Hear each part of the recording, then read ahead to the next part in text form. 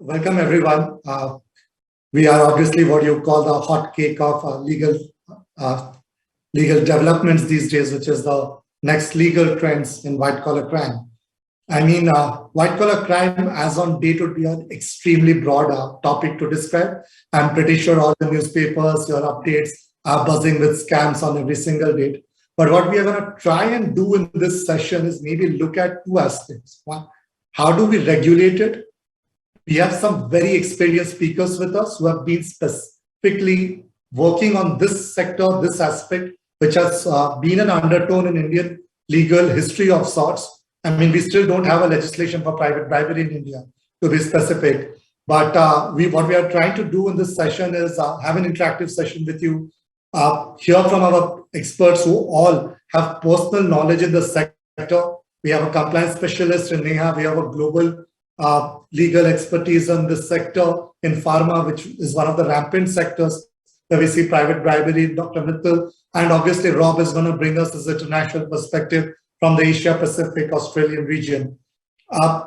Unlike starting off with the typical panel, what I want to do is invite our speakers to give us some of their opening remarks. And then we have identified some of the topics which we will jump into straight away. So Neha, why don't you start us off at this particular junction? Thank you very much.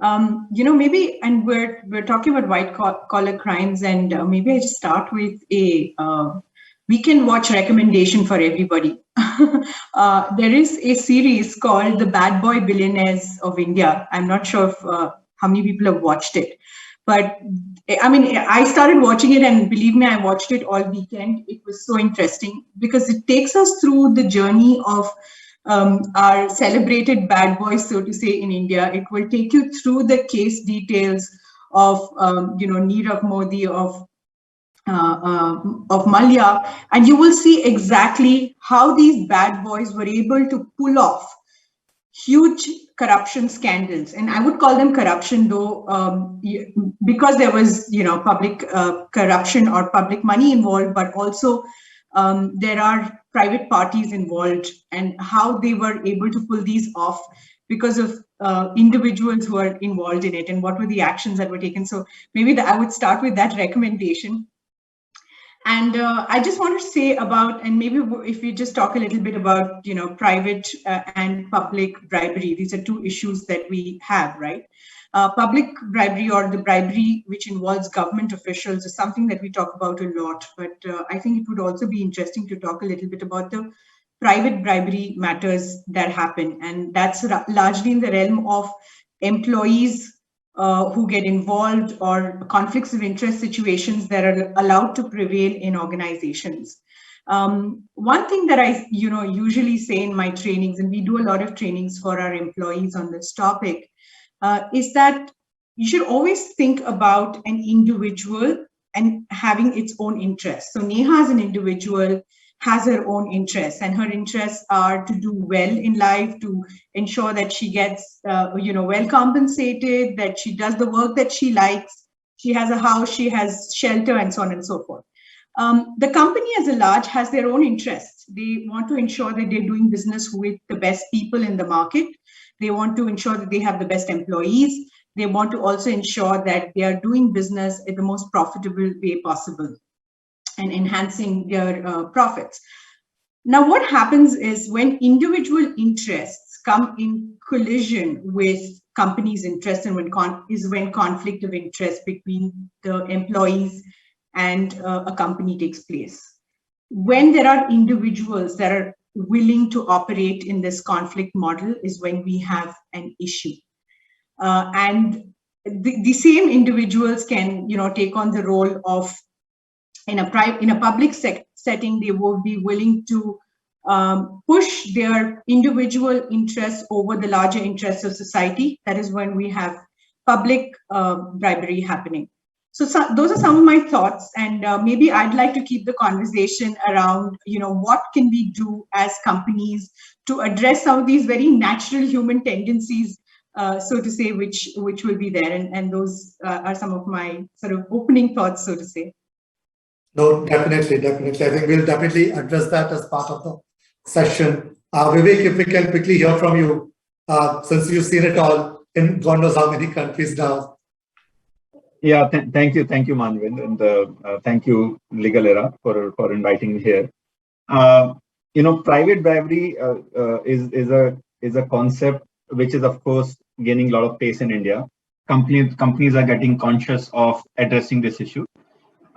It is a very interesting subject topic area because what Neha explained is conflict of interest. Now, especially in pharmaceutical, there is a different kind of approach which also comes under bribery. So, when you're dealing with government healthcare professionals, of course, there is a bribery angle if you pay them beyond fair market value. However, the private doctors in India, they are mostly unregulated and they're regulated only by MCA guidelines. There, this area of bribery is, I would not say it's prevalent, but it's in existence where healthcare companies do engage with those private healthcare professionals, which are completely privately practicing, transfer them some value, but also induce them to write prescription in that company's favor. That's a classic example of private bribery, right? Because you are influencing one individual to do something which he's not supposed to do. He's supposed to follow his professional ethics, which you're actually influencing so that he can do a favor to you. That's not typically a conflict of interest, but that's a typical private bribery. Now, there are many examples where you can do that. You can actually bribe some investment banker to get information out in relation to a company. So there are multiple models or multiple sectors where you can get into private bribery. But as I said, companies are addressing this issue now.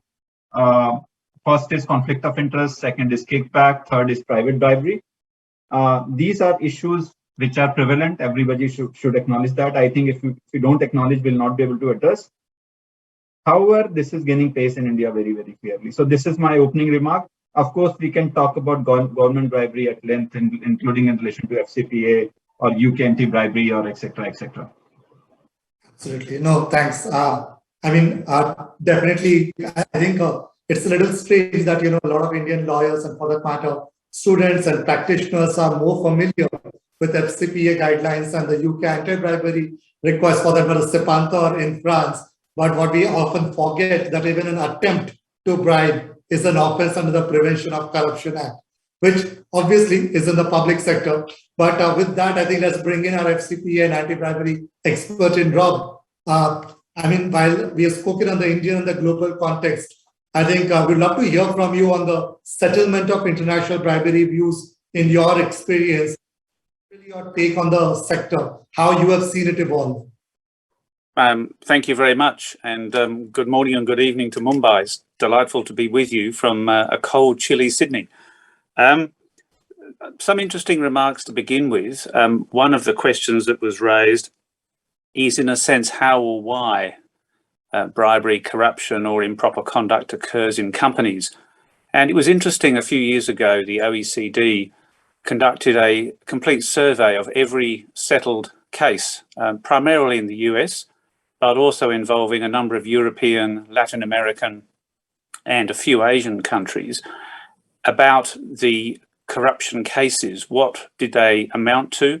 What was involved? Who was involved? And what were the themes that they could draw from the complete settlement of all these cases? The majority, of course, did not run to court because they were compromised with a deferred prosecution agreement in 9 times out of 10. But what was clear to the OECD is that over 66% of all corruption and bribery cases involved the president, the CEO, and senior management of a company.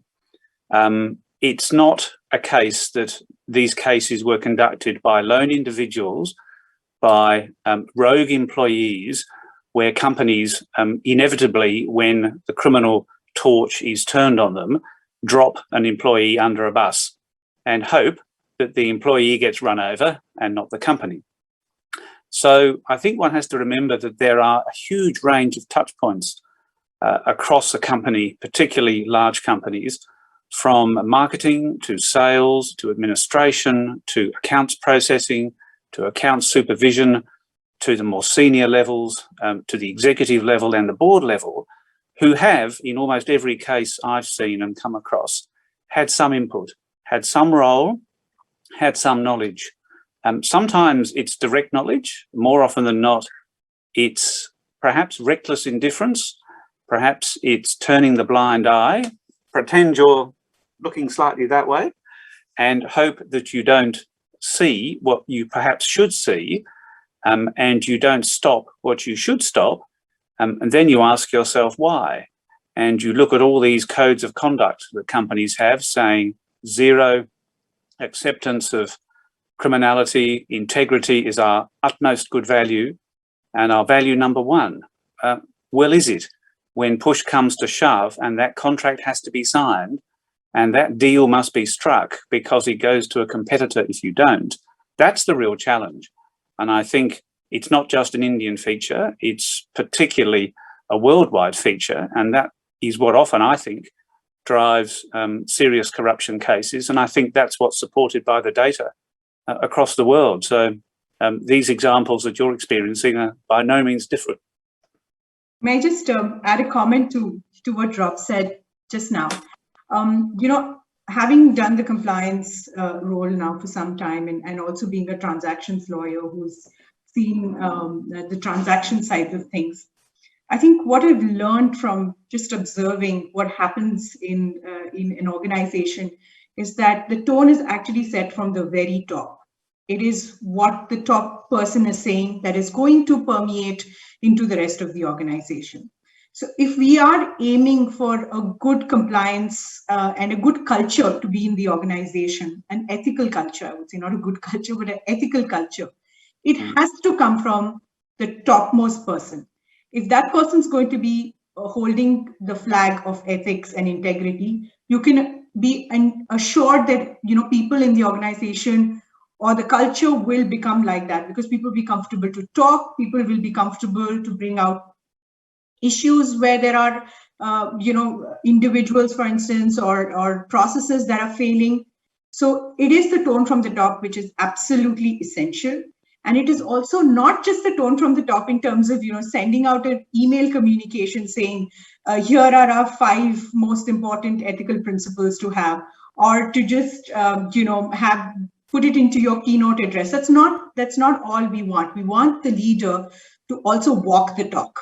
So a leader in any organization, if is slipping up on their ethical standards, whether it is in public eye or in private eye, that is going to permeate the organization. So the leaders set the tone, and they have to do it every step of the way, every minute, every day, and in every challenging situation that they are thrown into. Like Rob said, that if there is that contract negotiation, are you going to bend over? Or are you going to hold the line? That is going to determine the organization's culture. And that's what I've seen. And I wanted to sort of just add that. No, thanks, Neha. I think it's interesting you bring that out, because I think let's delve it on the practical side. I mean, when Rob said that, sometimes you turn the blind eye. Now, is this always intentional, or sometimes it's necessitated simply by the facts which surround a typical private bribery situation?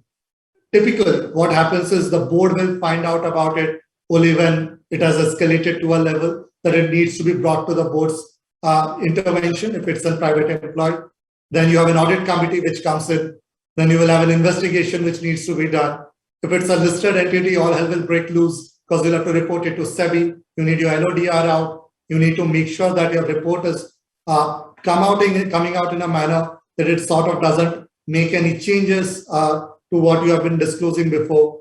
So the financial, the regulatory, the reporting requirements that we have around the issues per se, I think that historically has been seen as a deterrent by some of the companies and MNCs, and which is why there was a culture, if the person's resigning and leaving, if you're getting a clawback, let's deal with it. Let's not escalate the issue.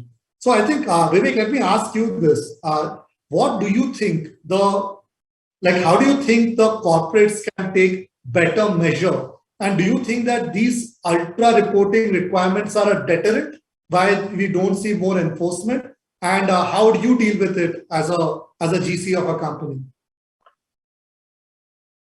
So, first of all, the way you should be dealing with this is, of course, training of employees. We keep doing training for employees that if you do these things, these are zero tolerance to all of us. If you do these things, then we will fire you. If you do these things, of course, these are in conflict of your duties versus our interest. Now, for ethical companies, Manvendra, I don't think the law is a deterrent. Just to straight shoot, if we have to disclose, then we have to disclose.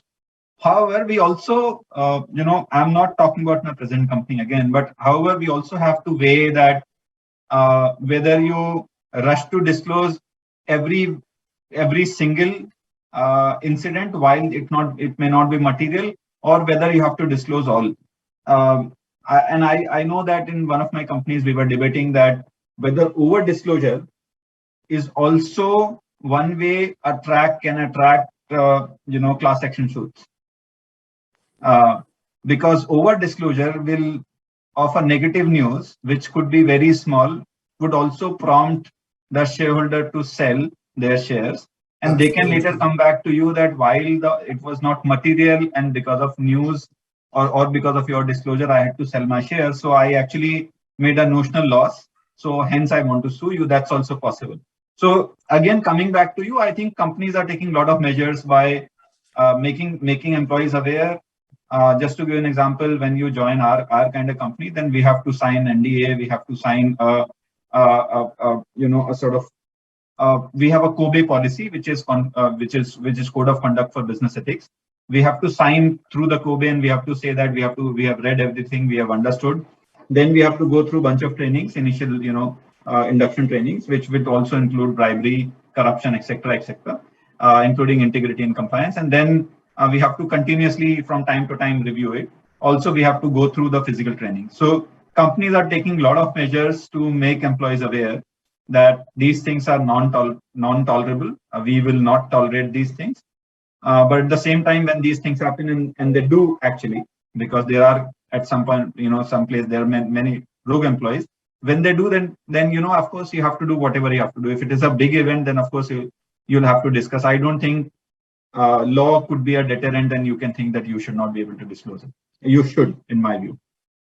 Oh, thanks. I'm glad that you're going that line, and that's something that we've been encouraging, at least companies in India also to do. But Rob, coming to you on the same question, what's your experience in this case? How many corporates have you seen really take enforcement action against these employees, and how many of them do you think are okay with getting a non-disclosure agreement signed, letting the person resign and claw back any sort of damages that they have incurred in this matter?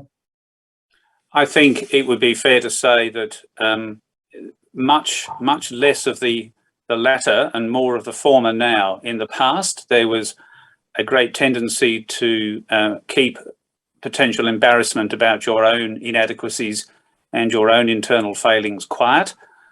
You would hope that they would go away. You would probably negotiate reasonable terms, if you can call them that, with recalcitrant employees, in the hope that it would disappear and that no competitor, no other supplier would become aware of it and therefore cause an issue for you. I think now it is much more risky doing that. I still think one of the dilemmas that we have to recognize when we're looking at this is the difference between prosecutors charging companies for criminal offences and individuals. The traditional approach was to focus on individuals, and many countries still focus on individuals, and companies get a rap over the knuckle, they allocate a bit of bad press, they budget for a nasty fine, and they move on. That has a significant impact if you change that dynamic and you say, guess what? Here is a criminal conviction. Here is something which is a real sanction, which can affect not just, the corporate entity, but everybody involved in it. shareholders, suppliers, employees, and then there's questions of sentencing and proportionality and how far do you make people suffer the consequence of illegal conduct. Shareholders may be very keen to take dividends and receive money, but I suspect it is not in their long-term interest to just narrowly look at share price value and share return. You have to look at something over a longer term, and you have to take now, I think, a much more broader view of where your interest lies as a director and a board. And that creates, I think, some challenges. You've seen a number of inadequacies in a number of countries with their criminal liability for companies. The UK has been reviewing it. Australia is reviewing it. Although we can charge companies here with criminal offences, and we do, and I'm in cases where companies are being prosecuted, they tend to settle very quickly because it's sometimes easier for them to do that and say goodbye to everybody and leave the individuals hanging. The difficulty I think you face is where you have companies that admit to illegality and everybody gets excited, and then judges turn up later when individuals are charged, as they have in the United Kingdom, and they throw out cases saying there never was grounds to bring them.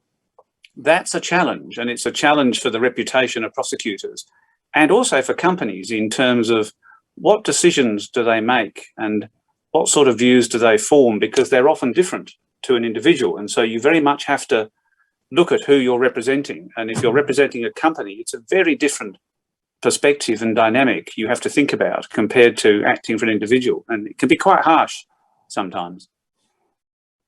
No, I mean, I'm glad you brought up the UK thing, because in the last 2 years, the stand that the UK courts have taken for attorney-client privilege in internal investigation is an issue that we've been dealing with in a fair few matters. But yes, definitely a very different dynamic on that sort.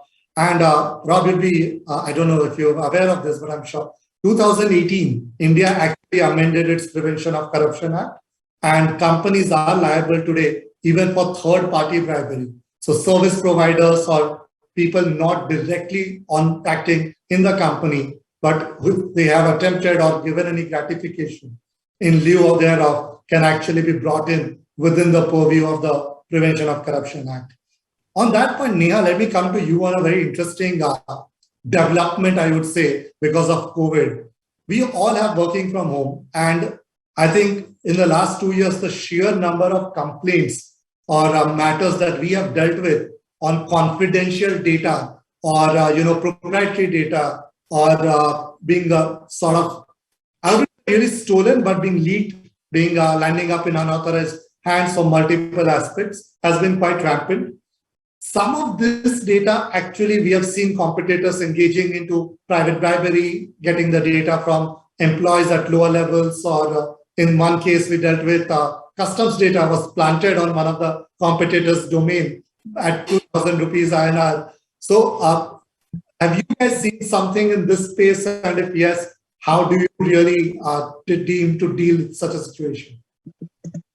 Very interesting question. Thank you for that.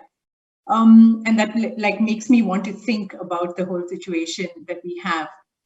Now, SAP as a company, I think we were fairly well programmed to work from home, because some of our roles were already doing, distant work from home sort of situation. So we transitioned pretty fairly. And also in terms of our, security and processes, we were pretty good to go. So luckily, we haven't had any situation where we, because of the pandemic, we've had a compliance case or an ethics case which got accelerated. Now we'll have to wait and see. At least in the last 2 years, luckily, I haven't seen that trend emerging. I can obviously not, vouch for every other company that probably is experiencing, like you said, that there have been these instances. I think what may be happening at an individual level is because we are in private spaces now. There is a difference in the way we're engaging with the world. What I miss is that when we went to office, there were a lot of opportunities to talk about these common topics. For instance, we had lots of coffee corners, we had communications, and there was a lot more engagement with the employees, so to say. So yes, we do struggle a little bit to keep that message going. The fact that, you know, compliance is front and center for the organizations, absolutely something that the company values as you know, one of the most important principles in operating. I think we may be struggling a little bit in the sense that, you know, we have to now deliver our trainings online. And I really don't know often how many people are listening to me, because I think there are sometimes 50 employees and I ask them questions and I doubt some of them are probably fallen asleep or doing something else. So yes, we struggle with that engagement, and I am secretly looking forward to actually at some point in time going back to office and having the engagement, because when we do those engagements in person, there are people that raise hands and ask questions, and that's just a way to show that they're interested in the topic, they want to know more, and they want to be interested in, you know, how to get things right for themselves. So maybe we struggle in that area. Luckily, we haven't seen any trends which are reflecting otherwise. Yeah, that's all. Perhaps We'll definitely come back to you on the compliance best practices, because clearly SAP is way ahead of the curve therein. But Vivek, if you can delve in on this topic about, you know, potential data issues, not purely from your company perspective, but generally as a GC of a company, what would you recommend to our participants, or, you know, how do you think they should address an issue like this in the present day and time? So what we have seen, what I have seen is that there are two kinds of data breaches. One is employees, especially, and that's more prevalent in India than any other country. And we have investigated many cases, and I'm not talking about present company, but in last about 5-10 years, what we have seen is that employees do send out a lot of data to their personal email IDs. Now, that, you know, whenever we come to know, we question them and we say that, hey, why have you sent out this data? And their normal questioning is that we have sent out the data for our personal purposes. My mail was not working. I wanted a reference due to that reason. I actually sent out to my personal email. However, in certain cases, we could also identify that data was forwarded further to benefit themselves, to benefit a friend, or for some gains. That also we have seen.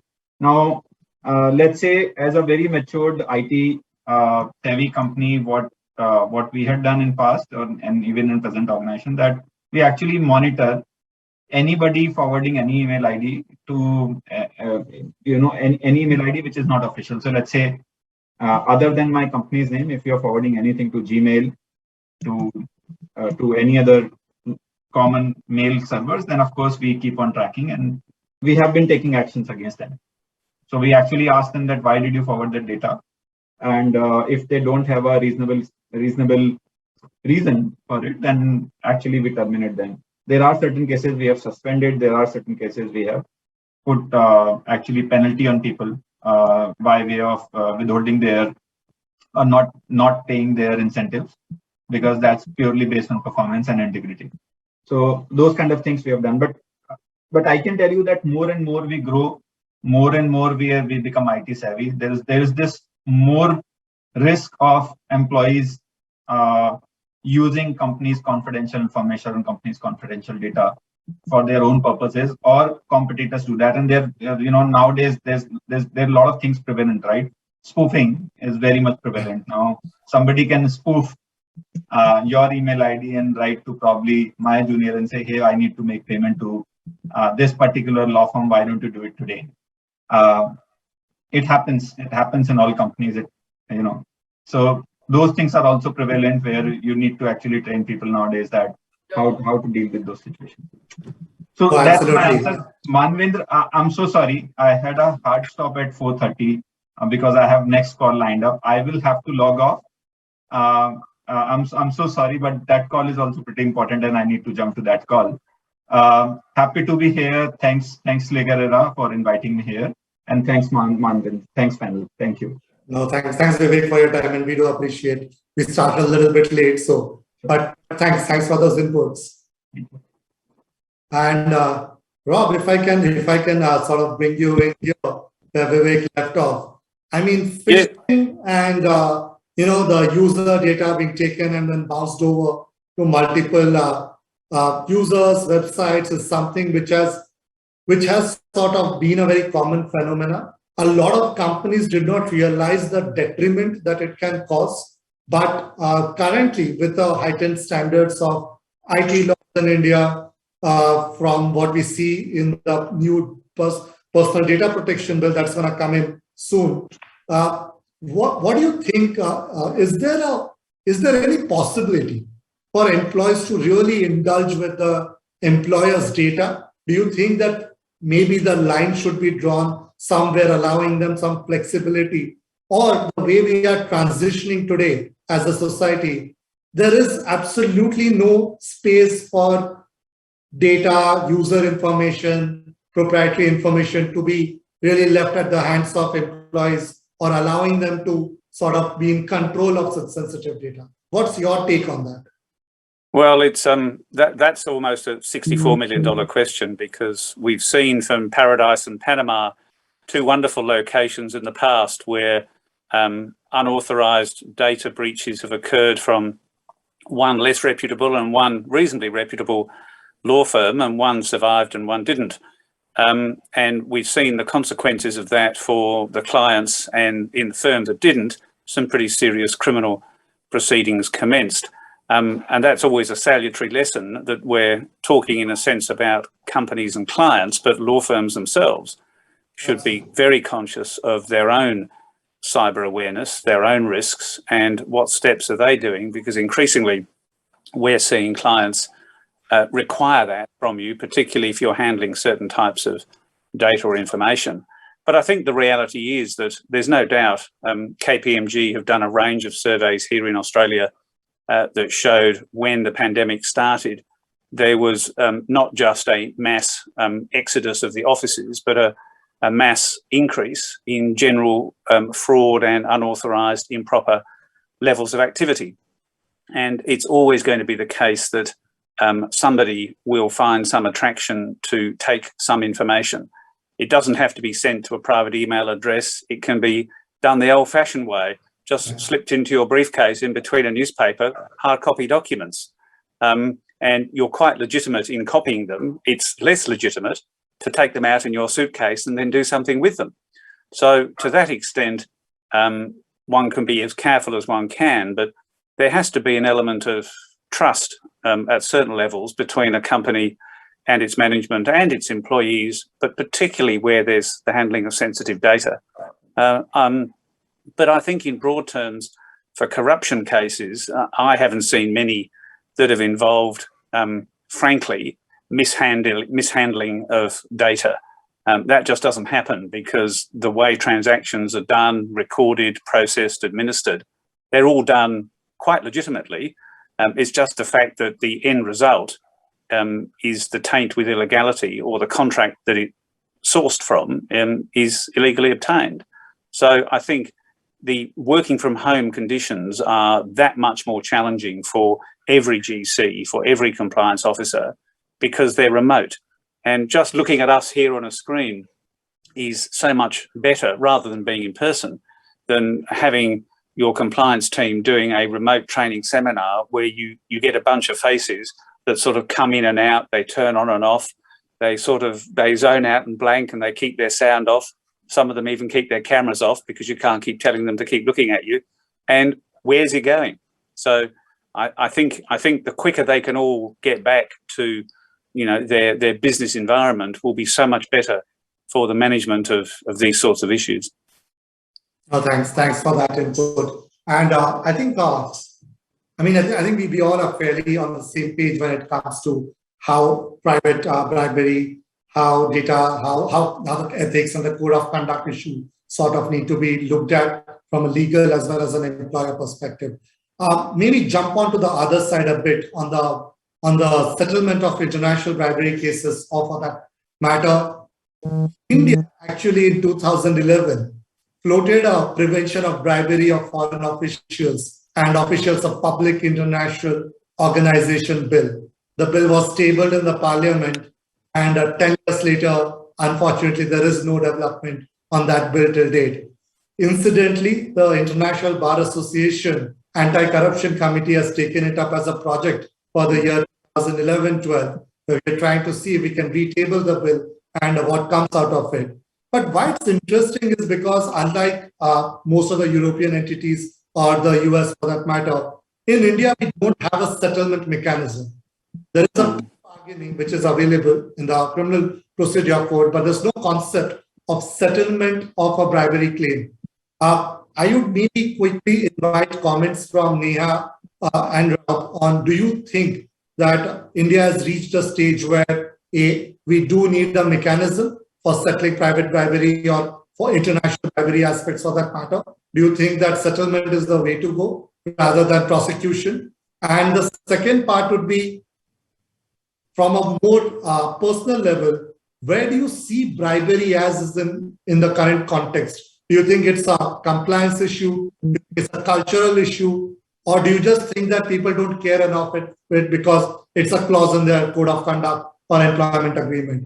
I know it's again a 64-minute question, but maybe I'll give both of you 5 minutes. Please do delve on this, because we'll just take one more question after this and open it up to any public questions. Maybe, Rob, if you're okay, I can go first. Certainly. Thank you for that. Very, very interesting question again. I think I have 3 points that I want to make.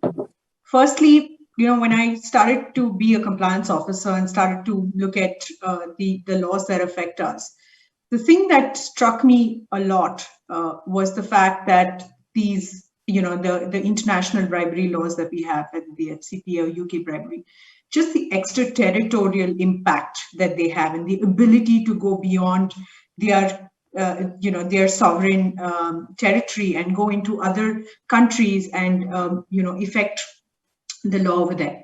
I think a lot of this ability to make your laws extraterritorial depends on your economic position in the world. I think that cannot be denied. We see that happening with data security laws in China. As China goes head to head with the US, you can see that they are also trying to say that their laws are going to impact US companies. Or this morning we saw the anti-Google legislation of North Korea, right? So I think a lot will be determined depending on how India ways out, and I think India's in a moving position at the moment. So where we will end up and how, and though I know that it is an important market, a lot of companies internationally look at India as an important market.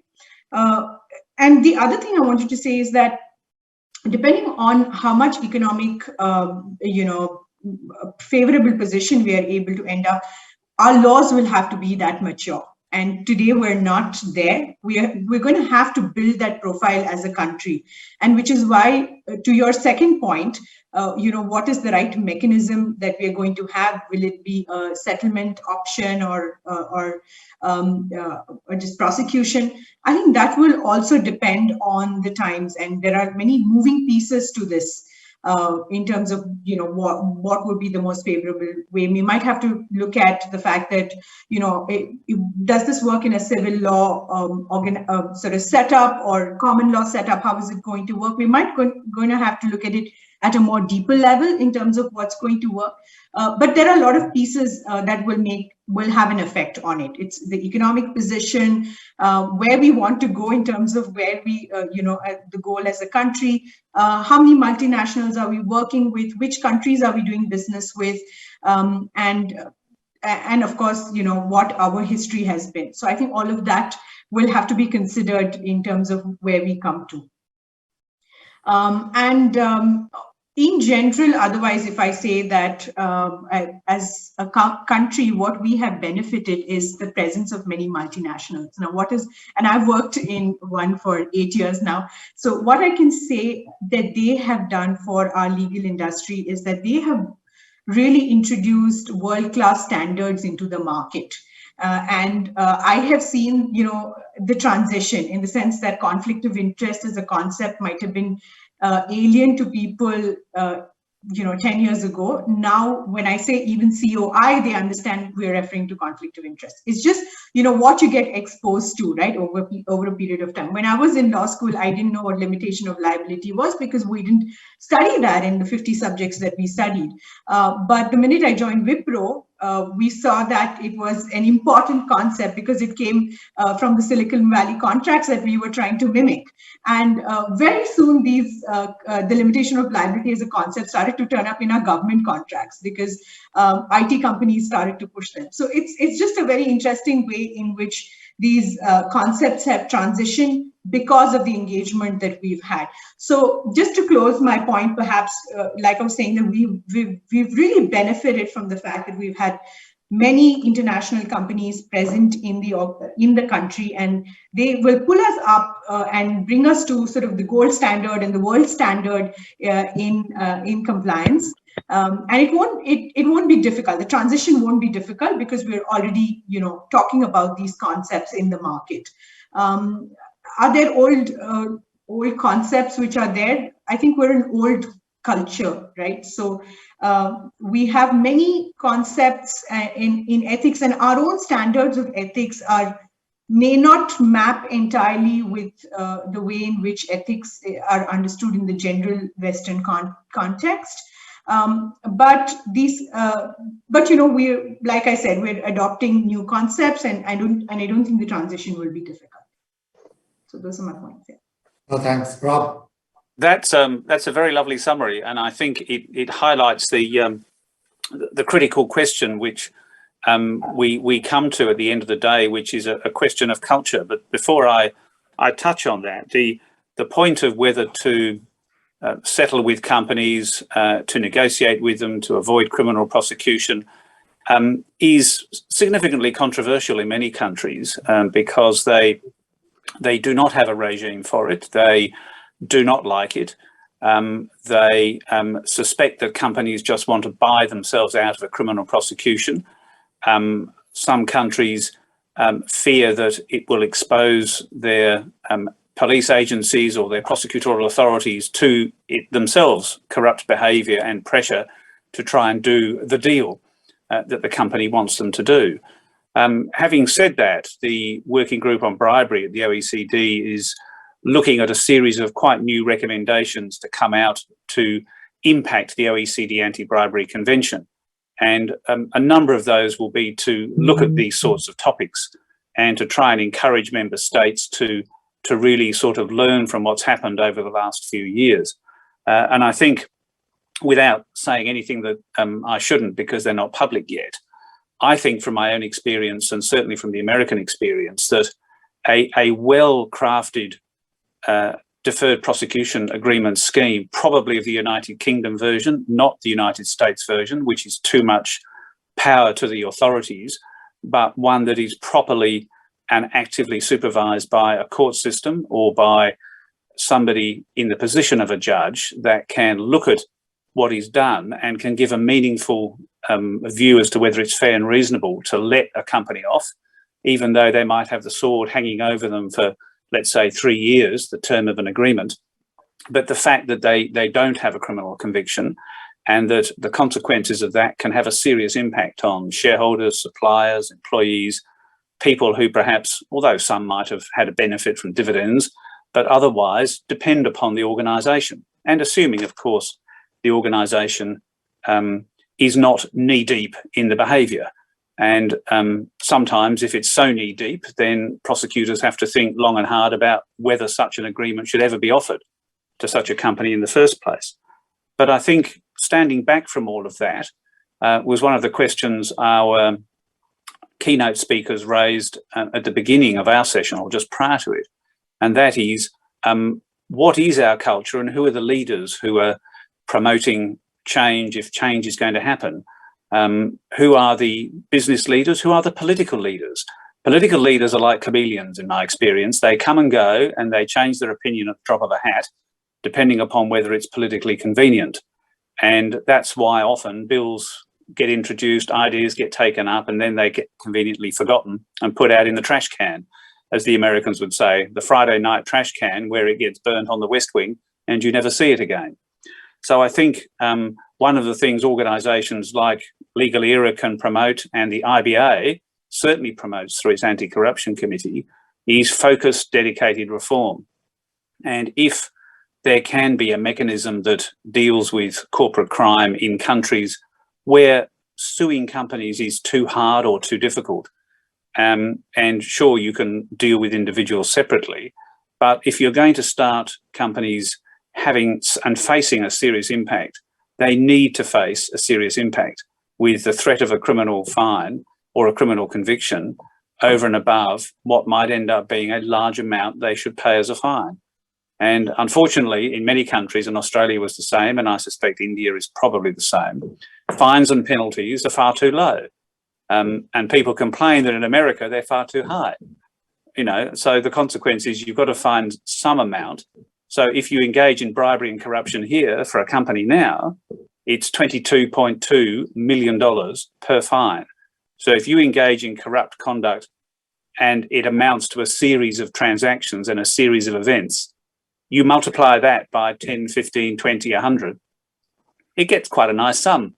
And you suddenly find that there's an actual positive return to revenue for the authorities. So you have to balance some of these things, and I'm not sure where the right balance is, but I think fundamentally it comes down to what is our culture and our ethical base as a society, what we permit. And if we permit society to do certain things, and then we criticize companies for doing something else, but not what we want, then I think we've got a disconnect. There has to be the same. And if it's not, then you're just having a mess.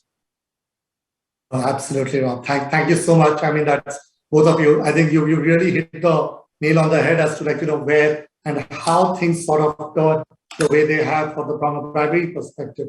But I mean, just to balance it out for the companies as well, in India currently, for the same matter, you can have a economic offense wing. Suddenly corruption will bring in Central Bureau of Investigation. Then ED will start a money laundering investigation, and the serious fraud investigation office will come in and say, hey, it's an ROC fraud as well. And then there will be a FEMA notice because, oh yes, there was foreign funds involved. So I think what we have heard from this panel and where we really stand as a nation today is clearly achieving the right balance in how things are transpiring. Where do we really draw the line? But one thing is certain, that private bribery, which earlier was, you know, sort of a chalta hai attitude that we had, is really not a thing for the present or the future.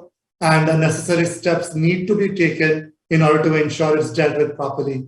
Now, before Shikhar really shuts us off, I think I'm going to thank my panelists once again. And Legal Era, thank you for giving us such an engaging platform. Rob, Neha, you guys have been brilliant. Vivek, we lost him early, but again, like, I think thank you again, everyone, for the session.